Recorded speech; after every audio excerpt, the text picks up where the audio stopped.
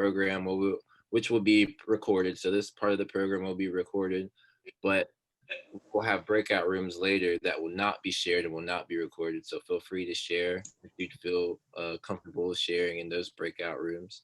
I'd like to thank our partners, Mr. James Stukes, Dean Taifa Alexander, Mr. Ellis Goodwin, the president of the Men of Color, as well as the other members of the Men of Color for helping put this event together. And so as far as the format of the event, we'll have obviously the welcoming and my introducing of the panelists. We'll have a roundtable talk for 10, 15 minutes where you all will submit questions to me in the chat or questions that have already been submitted to me in the chat. And I'll ask each panelist, which will allot them about 2 minutes to talk about on each one. Then we'll have 20 minutes for our breakout rooms for all of our attendees to share their own experiences, their opinions, their perspectives with their groups about certain questions they may have with each panelist that they have present. Then we will return to the large group and we'll share any insights or any thoughts that we'd like to within the larger group. And then we'll have a question and answer session with the panelists again, giving each panelist an opportunity to answer each question. Then we'll have some closing remarks.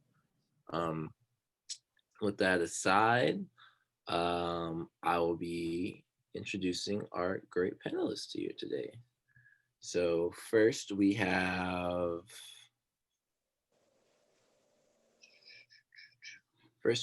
Dr. James Lee. Is he present?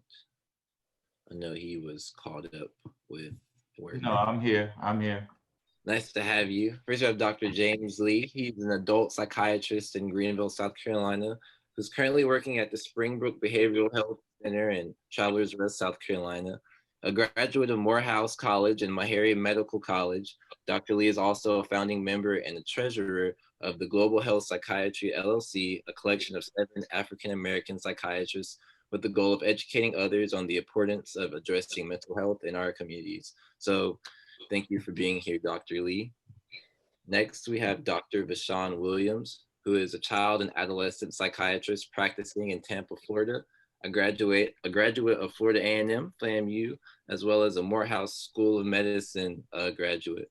Dr. Williams is currently provides psychiatric services for Grace Point Wellness at several locations in the Tampa area. Next, we have Mr. Christopher Briggman, who is a forensic vocational expert and evaluator, a certified rehabilitation counselor, a human resources manager, and a licensed clinical mental health counselor. Mr. Briggman provides expert vocational evaluation, forensic legal testimony, vocational counseling, as well as mental health therapy for individuals and agencies. Following that, we have Mr. Jules Green, who is a graduate of South Carolina State and New Mexico State University. Mr. Green has a master's in social work and is a licensed clinical social worker, a licensed independent social worker with a clinical practice, and a certified clinical trauma professional. And then last but not least, we have Mr. One second, my screen is freezing up. Sorry about that. Last but not least, we have Mr. Terrence Wyatt. Terrence Wyatt has been working in the medical field since 2013. He's a graduate of Lander University, as well as receiving a bachelor's degree in sociology from Liberty University in Lynchburg. Mr. Wyatt is a professional counselor and is a licensed professional counselor associate according to the South Carolina Board of Counseling requirements. And Mr. Wyatt finished his 2-year requirement to obtain a licensed professional counselor certification in January 2021. So we'll be rooting for you in January. And he is qualified to work with adolescents, teenagers, and adult clients, and is currently employed with the South Carolina Department of Mental Health and Youth Advocate Program. So with that being said, those are our esteemed participants. Going forward, we will have the questions in the Q&A section.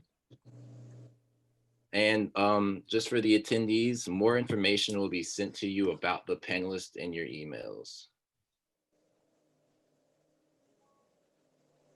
So I'm looking for the questions that I'll receive.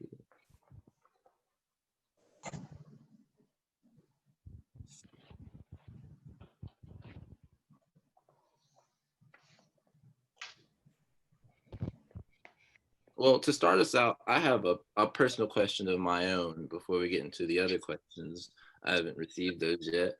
But just in 2020 and with events going around, as a young Black man, I find myself looking at the news, looking on Twitter, social media, and almost always seeing someone maybe my age or slightly older than me that looks just like me that is being gunned down or murdered in the streets. And as far as my mental health, it's almost a pain for me to look at these images constantly.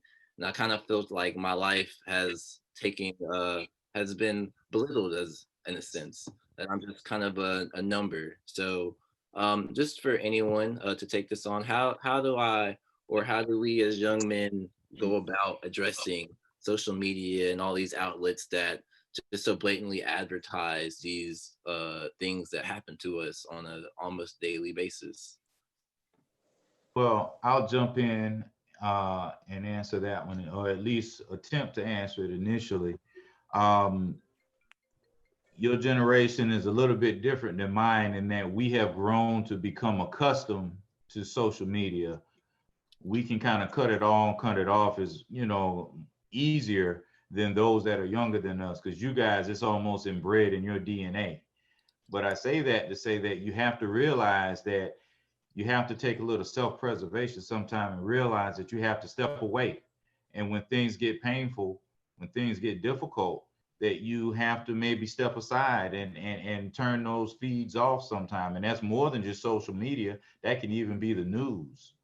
Around the time of George Floyd, um, I said that George Floyd was murdered. It was Memorial Day weekend.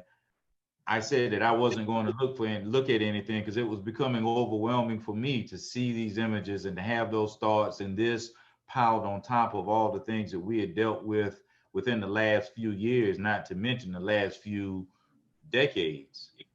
Um, Funny part about it is my parents came in town, and every time I turned around, they wanted to have the TV on CNN or one of the TVs on CNN in the main part of the house. So that kind of got thrown to the wayside. But I say that to say that you have to realize that you have to kind of back away sometimes. And when you start feeling like that, it's okay to turn things off.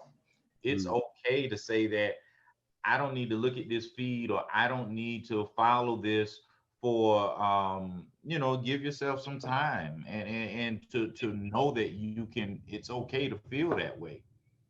You can step away sometime. And I'll add that I think it's absolutely traumatizing. It's a traumatic experience that we have. It's like a bad dream that many people that look like us have been experiencing for many, many, many years. And to think, how uncomfortable it is for us to experience it now, looking at it on television, looking at it through social media, looking at it being played over and over again. And that only pales in comparison to how our grandparents and great grandparents and great great grandparents experienced, because they saw it face to face, on a daily basis. They saw that and they were dealing with that and having to try to be able to wrap their minds about what this meant to them and how it made them feel and how it made you feel that there was not a sense of, that a black man's life mattered and there wasn't a significant quality that was associated with the black man's life. So I do think that it's like a bad dream. It's like a nightmare because these people mirror us. It's when we look in the mirror, it's what we see. The people of our same complexion, the people sometimes are very in our same age range. We associate it with a brother, a friend, a father, or uncle, or whatnot, and son in some cases.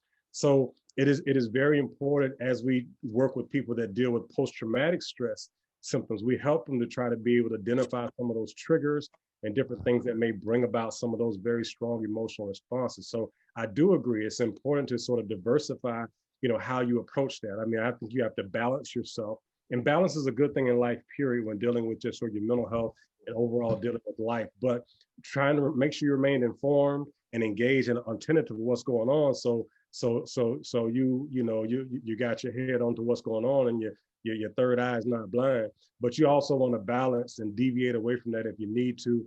And it's critical not to be overly exposed to images that are and subject matter that repetitively traumatize you. So it's okay to take some time away. It's okay to be able to deviate your attention in another direction as best you can.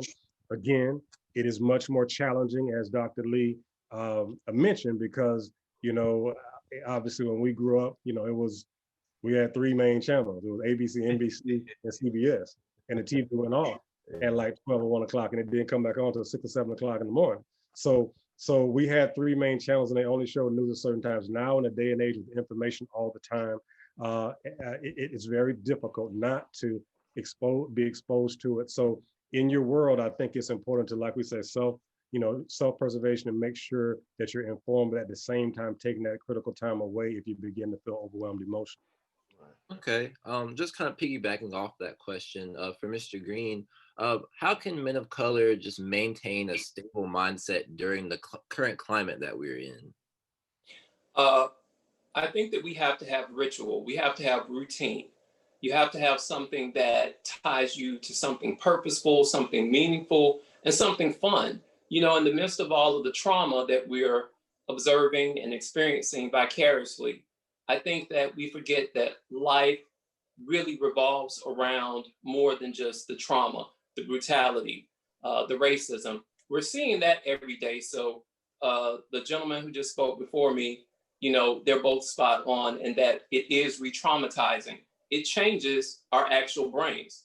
So we have to be willing to set a boundary and counteract that with something that's going to be positive. So I'm going to ask you, for example, since you're a little bit younger than us, what is something that you enjoy that's fun and helps you feel disconnected from the pain of the trauma that you're experiencing?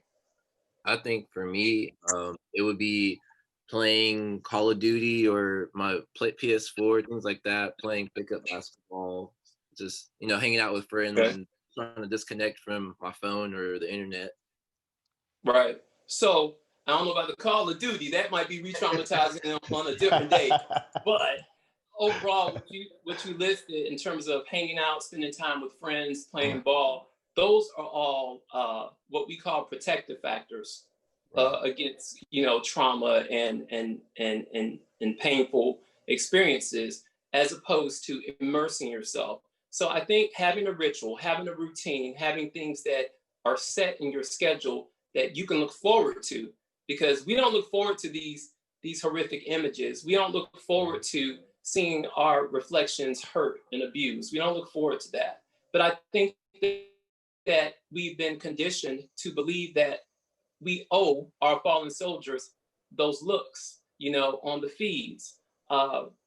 But what I try to communicate to my brothers and sisters that I work with is that there is no guilt, there is no shame if you choose to turn the TV off, if you choose to tribute them by doing something positive with your Black or life of color. So. Next question for Mr. Briggman, kind of pivoting. What is your take on men's vulnerabilities being weaponized against them? So for my instance, I take this question as, you see a man cry and, oh, he's weak. You see a man express any negative emotion or any emotion outside of his character, and you kind of weaponize that. Or, you know, any other vulnerabilities a man might have. Sure. I'd first like to say that I really appreciate Mr. Green, Dr. Williams, and Dr. Lee for mentioning those comments earlier. Those were spot on. I use those references a lot, so thank you for that. In regards to your question, Mr. Carter or Jalen? Yeah, so you can call me Jalen. I'm 21, so I'm not used to Mr. Carter. That's my dad. I believe that vulnerabilities, if they are personally realized, are some of our greatest strengths. Our vulnerabilities allow us to acknowledge our shortcomings and improve upon them, you know, in various instances where we may not have control of the outcome. So in my practice and what I do with my clients is whenever they mention things or situations where they do feel vulnerable or their family members are not on board with them seeking mental health, I champion my clients. I encourage them, and I help them to understand that their personality, their mental status is just like working out. You've got to strengthen that muscle to ward against different types of issues that we're not prepared for. For instance, none of us were prepared for COVID. None of us are prepared for any of these riots, any of the cultural backlash that are happening. But if you're putting yourself in a position to be accepting of obtaining a therapeutic reach or reaching out for therapy, or encouraging somebody else to do so, that's going to help to strengthen you and our culture. So I think that would address a lot of the I guess misconceptions that seeking mental health is a vulnerability. Mm-hmm. And if I can add just a little something to that, Mr. Carter, I think that communication is vitally important. It's one of the most important things that helps human beings interact accordingly and be productive. Communication is key. So as far as vulnerabilities are concerned, sometimes individuals may feel like they're on an island, they're alone when they're experiencing some of those things. We're all human beings. As Black men, as men of color, period, we're human. So we have concerns, we have fears, we have worries, we have things that make us feel different things emotionally. So having a safe place for communication, being able to identify the commonalities that we experience, is very important. So individuals who have an opportunity to speak with each other, speak with other people, to, whether you have forums or people have barbershop talks, other people have different talks, different Zoom meetings and whatnot, to talk about how we're feeling and what we're going through with some of the commonalities, because we're at different stages of development in the age cycle, but people experience a lot of similar things, being Black and being as a male in this country, in this world that we live in. So the communication is very key. And the more we can communicate and have open dialogue, the less we feel isolated, alone, misunderstood, ashamed, and muted. And then you can talk about some of those things that we consider to be vulnerabilities and realize that you're not going through it alone. And then talk about very productive ways to try to be able to deal with some of those things, because a lot of people, think they're frightened of the idea of talking about mental health and talking about emotions and whatnot. So communication is key, and identifying with somebody who also has a similarity makes you feel less isolated. And one of the most important things that we do not get and we're not taught, unfortunately, is, and I try to encourage all people, whether I'm dealing with kids or adults, is to develop an emotional vocabulary. Right. Develop the words that go along with how you feel. And that is not something that we're taught and we get enough of. I try to do with my family, my kids growing up, simply by just having one of those big feeling charts that you put on your refrigerator, and every night talking about how we feel and why we feel a certain way. Doing that at a very early age with people that you can influence and people in your family on a regular basis allows you to be able to associate emotions and words and be able to communicate about how you feel, which I think is very effective and can help to address some of those vulnerabilities as well. Appreciate that. I know a part of growing up and becoming a man, I guess you could say, is just having, like, not understanding the certain feelings that I have and how to express those feelings. So I appreciate that. That's my next. Go ahead. I want to add a bit to those wonderful comments by those brothers. There's this elephant in the room, and we call it toxic masculinity now, right? We didn't have a name for it 30 years ago, 40 years ago, we didn't have a real name for it. And I think it's so key that we do develop emotional vocabulary, but that vocabulary has to be shared within context where it's going to be received and accepted. And I think that as brothers, we can do a much better job at of being receptive to, different types of, Black men and masculinity, and understanding that, hey, this brother may not be from the hood. This brother may be from, the suburbs, and right. The way that he comports himself may be quite different than the way that I comport myself if I'm from a more quote unquote urban area. But I think that a lot of toxic masculinity that has been a part of our condition has eroded our sensitivity as Black men. Right. And I think, to the degree that it's made relationships with Black women, less effective. Our communication with other brothers has, kind of been piecemeal rather than open and as genuine as we have the ability to be. So I think that we have to be willing to be allies when we're in the ranks of other brothers who would seek to perpetuate, the masculinity stereotypes that really oppress our feelings and our ability to communicate.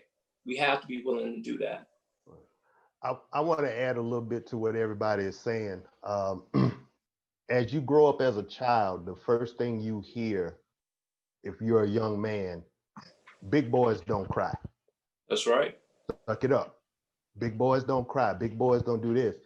And the sad thing with that is it teaches you or it formulates your mind to say, okay, I can't get into my feelings. Because if I get into my feelings, my daddy or my uncle or my grandfather or my cousins, they either gonna laugh at me, they're gonna penalize me.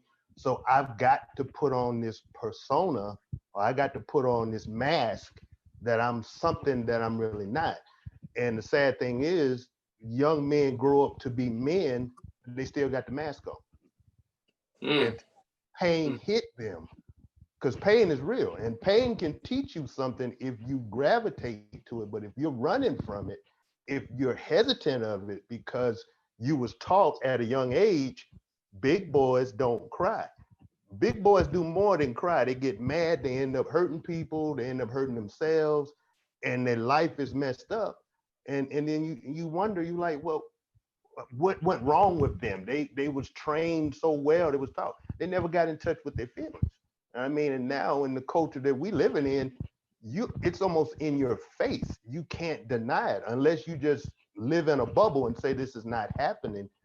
I mean, our young men, we gotta let them know, hey, it's okay to cry, man. It's okay. Now you can't do it with everybody because some people are gonna give you that stare and that look. But if you find someone that genuinely care about you and want to support you, I mean, I had a client just yesterday. He shared something with me, shared that he had been sexually molested as a child, and he spent 30 minutes, and he said it. He said, man, I don't want to cry. I don't want to cry. And I was like, dude, this is confidential. I'm not going to think of you as less of a man if you cry. And it's like I had to give him permission to cry. And when I said that, man, he bawled. And I said, man, and I told him, I said, you're your strongest right now by letting this stuff out and working through your narrative and working through your truth. So I heard it growing up, and I'm quite sure anyone that is in my age group know that was taught to us. Big boys don't cry. Mm-hmm. And that kind of feeds into my next question for you, Mr. Wyatt, and piggybacking to that, anyone can add. What do you think is misunderstood about mental health care for men? And what do you think some barriers for treatment for men are that want to seek mental health or mental health help?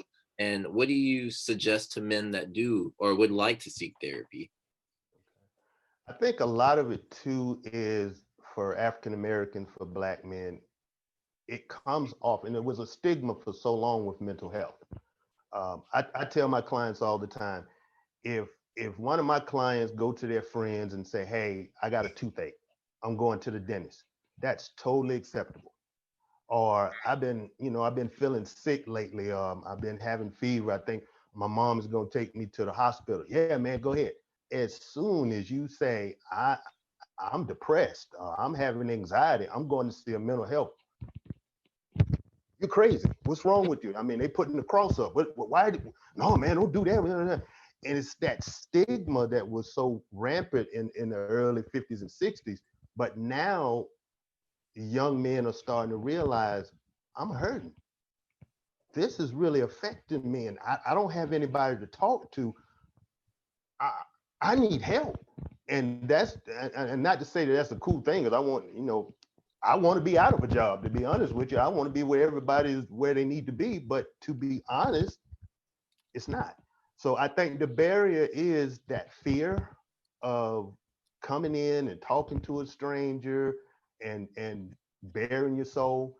Another dynamic, you might have family members that don't either understand mental health or find it to be, no, you toughen up, get strong. You ain't got no problem. I've had a lot of kids come in, African Americans, say, I can't even talk to my mom and dad about depression. They look at me, they say I'm lazy, or they say I don't want to do this, or if they have ADHD, okay, well, they say I'm not studying. And they sit there and say, it's not that I'm not studying, I don't understand what I'm studying. I'm struggling. So I think it's that stigma, but is as more things are progressing, more pain is evident. People are getting to the point they're like, I'm tired of being tired. I want some help. I got to bypass what mom and dad and grandma and grandpa and uncle said. I got to go to somebody and get some help with this. And I think if they can get past the barriers, get past what they were taught, I think we'll see more African Americans seeking. I mean, on my caseload right now in South Carolina Department of Mental Health, I have one African American client. That's it, one. And he came in because, I said, where are you located? I'm working at Blue Ridge High School up in Griffin. Where is that? That's like okay. Citywide. I mean, well, I don't know where you're located. Okay, I live in Greenville. Oh, okay. Greenville. But I drive to Greer every morning. I got you. Okay, yeah. That's Greer. Okay. Right. Yep. Right. I like what you said specifically. I'm sorry, I didn't mean to interrupt. I was just going to say, I think that it's completely different in the private practice world because I have now, when I started my practice 2 years ago, my clients were predominantly white. Now my clients are pushing towards 80% African American, and the referrals come in daily. Okay. So there is a shift, and I think with school-based it's different. But in private practice, it folks are waking up and the calls are coming in. Right. Yeah, I agree with that. I would say that all but one of my clients are Black. I'm in Charleston, South Carolina, and 40% of my referrals come from family members, mainly the females of the family, the girlfriend, the mother, the wife, who see that there's an issue that they may before have been afraid to address for fear of getting, almost retaliated against. But now I go into my calls with the assumption that the client, the male that I am speaking to may not, interpret the therapy well, but I have not had any type of issues with, implementing different types of therapies or techniques, and they are completely receptive, if not excited, that they actually have a Black male counselor to speak to. So I want to talk about too what Dr. Williams said as far as the communication about emotions, and I think that that's becoming more apparent, especially with the implementation of social media. Different definitions for different types of mental disorders or conditions are being plastered on everybody's phones all day. So when you start to see those symptoms, even if you're not actually sure, it at least comes to your mind that this could be something that's wrong with me. Just like if you were to go to WebMD and check, you got a messed up stomach and it gives you 50 different, ailments. Right. I think people are actually starting to realize that mental health is serious and it's real. Mm-hmm. And it's starting to turn, but we still have a long way to go. Right. Yeah. With that being said, I think that we're ready to get into our breakout rooms to get some one-on-one, get some more of this discussion going. I mean, I think it's going great so far. I mean, I'm having a good time. Y'all having a good time. Oh, but, yeah, I am, man. Yes. If we're ready to go to the breakout rooms, I'm ready.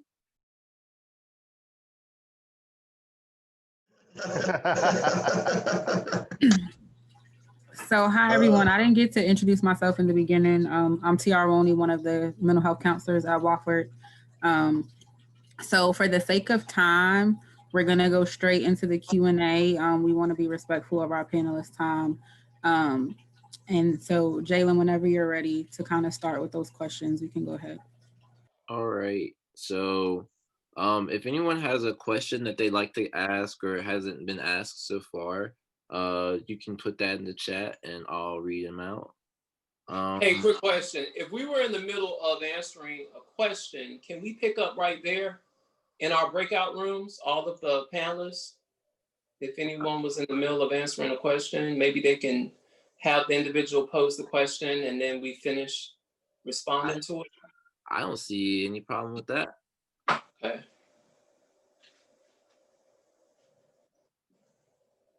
Do you have a question? Yeah. One of the gentlemen asked me, how can tell when support has transitioned to enabling behaviors, pretty much. And this, hey, brother Maquilla, you want to ask your question again? Maybe unmute that question. Yeah, it was pretty much talking about how do you know when you've gone either too far in trying to help someone and you're now enabling them, but also when do you know that you're being too tough on them and not recognizing that they have a real problem, because you don't want to diagnose, because that's not your job as a friend, but at the same time you don't want to just be like an a-hole and think that they're okay and tell them they're okay if they're not okay. And so what I was mentioning to you is that I think that, you know, first kind of observe people's patterns. If it's typical for a person to kind of need a lot more of encouragement over a couple of weeks, then that just may be their pattern. It may not be the healthiest pattern, but then if you see that it's going 3 weeks, it's going 4 weeks, then it sounds as though something clinical is occurring. And so within that dynamic, it would be supportive of you as a friend who cares about this person to reach out to this person's family, friends, or on campus, support in order to address it so it doesn't just stay on your shoulders, because that could cause a lot of problems between you and your friend,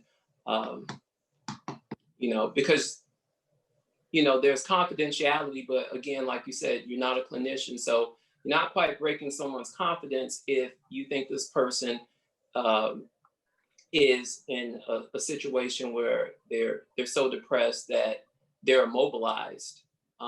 People are going to notice that at some point anyway. So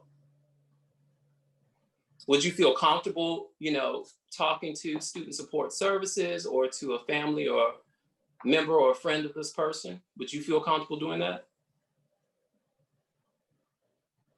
I guess usually I would just call their parents if it got too far, but typically I'm the type of person who believes you can fix it and we can get through this, or I was that type of person, and I'm trying to learn more about this type of stuff.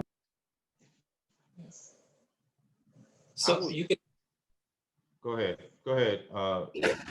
Green. I was just going to say that I don't think that we can have too much support when we're, severely depressed, like what you described. And again, it's your friend's choice. But one of the things that Maquilla said in the chat room, this is the comic relief. He said he has to go to his friend and say, "Get your ass up every day."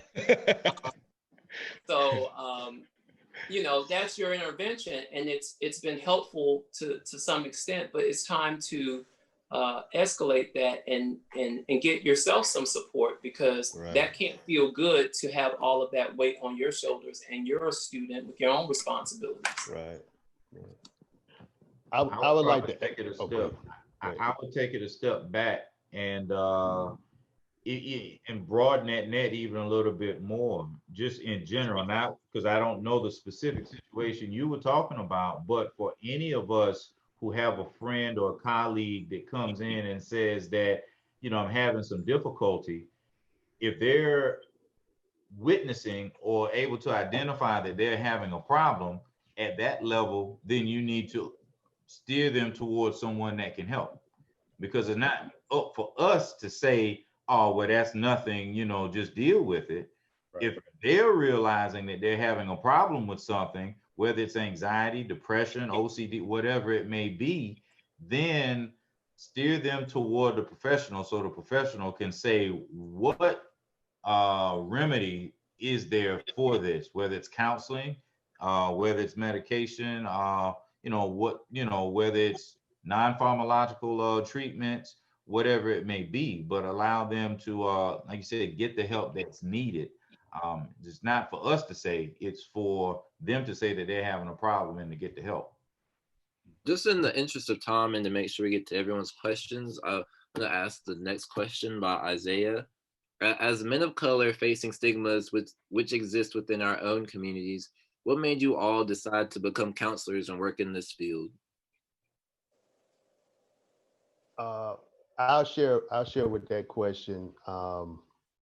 What made me actually want to get into counseling, I think I was about like 13 or 14 years old.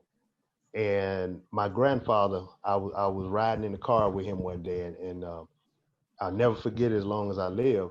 I was sitting on the passenger side, he was driving, and I don't know, I just started talking to him. And we always called him Pop, me and my brother. And I said, Pop, I'm not going to help anybody.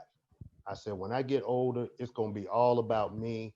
I'm going to take care of me. I'm going to take care of my interests. I'm going to do this. I'm going to do that. And I don't know where I was that day. I don't know why I was feeling like that. But I'll never forget, he looked over at me and he said, son, don't be like that. He said, it's nothing wrong with helping people. It's nothing wrong with having a smile on your face and being kind to people and going an extra mile for people. And he said, promise me something when you get older, that you will go out of your way to be there for somebody and help somebody. And when he was saying this to me, because he was such my role model, and I was like, oh man, I felt like I had did something wrong. But when he said that to me, and I said, okay. And I tell that story because it was shortly after that, maybe about a year or so, he passed away. And so that fueled me, because he was a father figure, because I grew up without my father. So he was a father figure to me. And for him to impress that on me, I carried that. I was just like, man, this is my mission. This is, I'm not going to be selfish, and it's not about me. It's about helping somebody. If it ain't nothing more than just shaking someone's hand or just saying, hey, how you doing today? They might not ever see me again, but I impact their life. If we have 5 minutes of time, I want them to walk away and say, I met Terrence Wyatt, and I'm going to tell you something. That was probably the best 5-10 minutes I ever spent in my life. So my grandfather influenced me to always think of other people and just do the best I can. And I mean, I'm not a miracle worker. I can't fix anybody, but I can be there and listen to whoever is willing, whoever's got a story, because all of us here tonight, we got a story. The question is, who's willing to listen? And also, I want to add to this question. How do you, being in this profession, and you have your own reasons why you got into it, how do you make sure that you're okay? How do you take care of your own mental health? I mean, dealing with other people and hearing other people's plight can be taxing. So how do you make sure that you're okay and that you have time to take care of your own mental? Yeah, A lot of naps. That's a great question. And I think that anyone who takes on the responsibility of listening and trying to help, diagnose and treat and come up with strategies for other people, that can weigh on you yourself. And so I do think it's important for balance. I think it's important for balance, as we talked about before, even in the beginning, we were talking about how you sort of take a step away from the constant repetitiveness of the traumatic things we're seeing. You have to have balance in your life. Find something that you can do that can sort of take you away from there. Definitely take your job very seriously and do it to the very best of your ability while you're doing it and try to be able to help people. But you do have to realize that you have to take care of yourself, whether or not that's doing stuff with your family or traveling or working out or playing a sport or doing something that's very important to you, building something that's important. You have to try to make sure you do those things, and you have to be able to cut it off. You have to be able to cut it off. And I tell you, it's not easy at all by any means. And one interesting fact is that for a certain age range, I don't know the exact range of population, but psychiatrists actually have the highest percentage of suicide of doctors, which is very interesting. And unfortunately, I've lost some that I've known and trained with over time because of, a variety of things that have occurred there. So I do think it's important to know that it does not discriminate. Mental health and mental illness does not discriminate for age or profession or race or gender or socioeconomic status or anything of that nature. So I think we just have to be very wise and astute in trying to be able to sort of take steps away and do things that are enjoyable for yourself.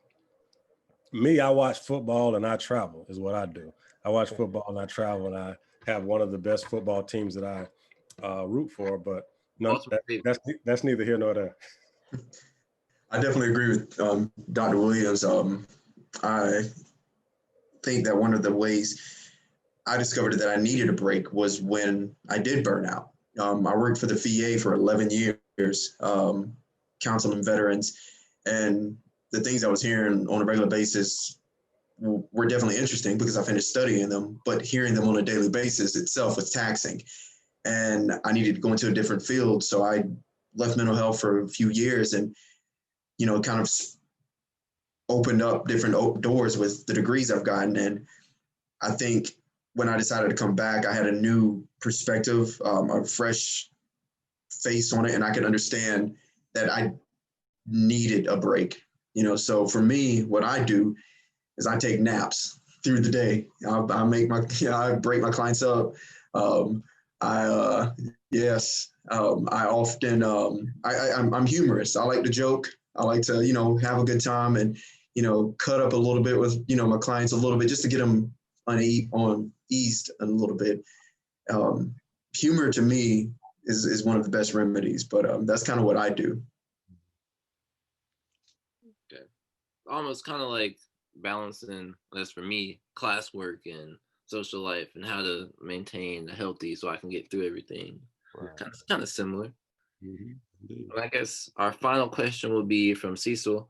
How do you not confuse needing help mentally with spiritual exaltation? So as a Christian, he believes that he confuses both often. So where do you, I guess you take this, how you feel it?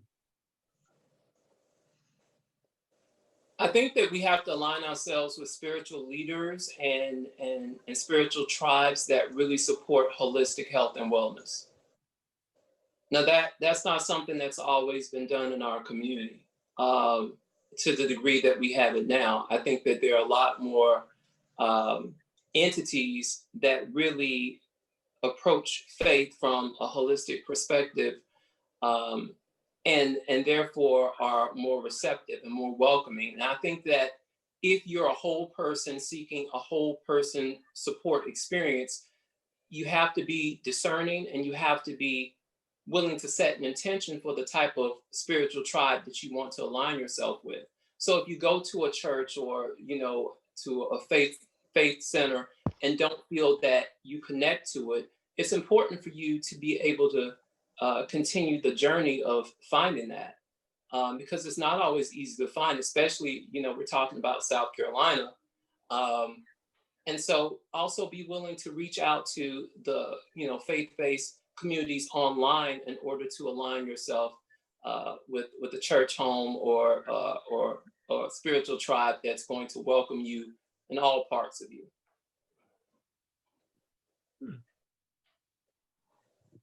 Well, if that's all we have, I'd like to thank you all, our presenters, for being here and taking all of our questions. I'd like to thank everyone for participating and sharing their own experiences and I guess in a sense kind of being vulnerable, as we talked about earlier. Mental health is something that I've taken seriously, and personally for me, did James, did you have a question? Oh, I didn't. Go ahead. Oh, okay. I was gonna say, well, mental health is something that I've taken serious and that I've learned in my short time here that is very important. So I'd urge anyone, if they have any certain feelings or feel the need to reach out to anyone to get those people. I'm available on campus as well as other men of color here, and we all have our own organization. So that's part of the reason why we exist. But if Haley or Ms. Worley has anything else to finish up to close us off with. Thank you again, all of you who've attended and our panelists and the students and any faculty or staff that are here.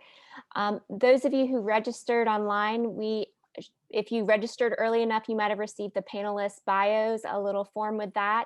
If you have not received it, you can email me and I'd be happy to send you that information if you just want to read a little bit more about our panelists. And of course, if there are any other questions following this program, please let us know, and we would really appreciate your feedback and want to know if you are interested in having more programs like this.